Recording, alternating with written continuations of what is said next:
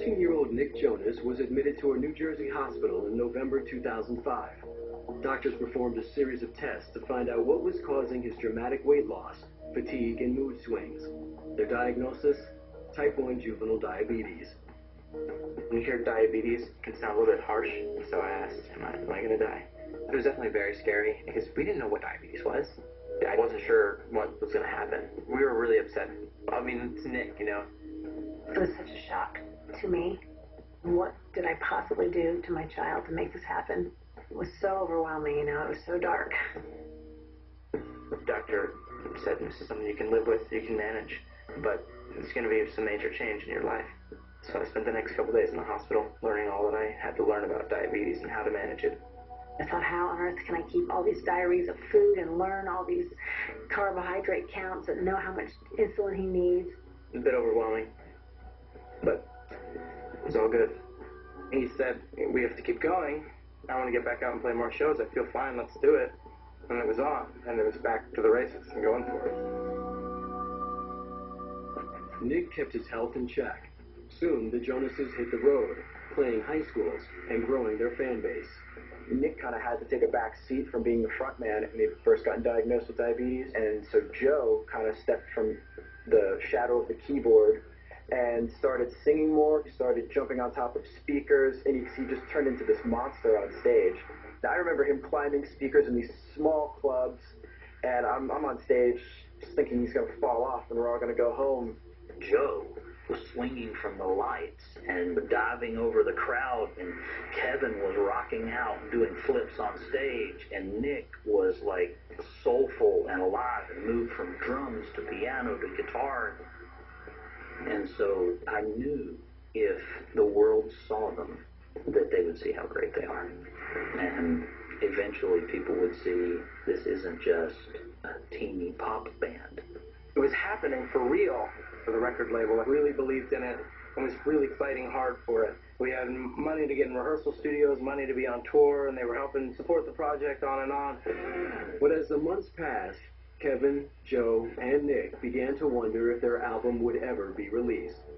Then, a corporate shakeup cost the brothers a major ally. So after all this time, the album kept on being pushed, and it kind of wound up in a weird political situation at Columbia where Steve Greenberg was ousted as head of the label. Every time we would take a step forward, the company had issues.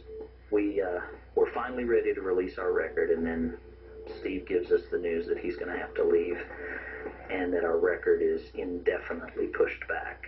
And in a matter of a couple months, the Jonases were really going to have to fight to stay above water and to stay on that label. And I think they kind of realized maybe that wasn't the right home for them.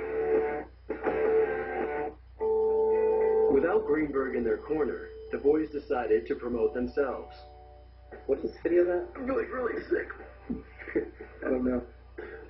The Jonas Brothers kind of got antsy, and they decided to do a little marketing on their own. And this is where they really started posting videos online and kind of trying to get their name out there a little bit.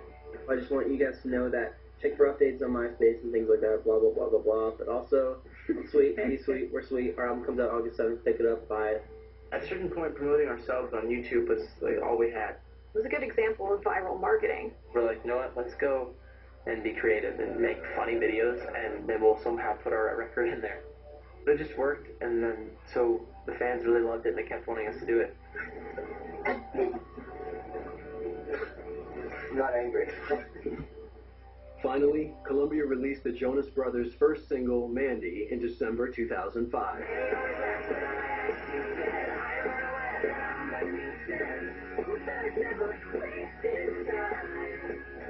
The catchy pop rock tune got some radio play, while the video landed on MTV's Total Request Live. We're freaking out. We couldn't believe that we were on that show, especially for a band that's never had a video like that. There were so many people that showed up. That was a really good feeling for us. I remember that when they were on TRL, and we all thought, this is it. This is what we've been waiting for. Like, it's finally going to happen. It was happened through hard work, and not through PR people and publicists and the record label. It was happening through, like, internet chatter and middle school and high school girls being like, check it out, you got to come to this show with me. But when the album It's About Time hit stores in August 2006, sales were dismal. The writing was kind of on the wall.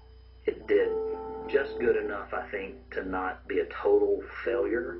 It sells about 65,000 copies according to our charts, which is not good. It can't really be thought of as a promising start to a new band. Some things just don't work out, and that was one of those things that just didn't work out the way we thought it would. They just kind of got screwed with that first record, which was a bummer because we had spent a year promoting it, all leading up to this big release, and then nothing happened. So we asked, can you please just let us go? And they said, okay, we'll let you go, and you can take the masters, you can take the songs, you can take the music, you can take the videos, you can take all those and hope the best for you.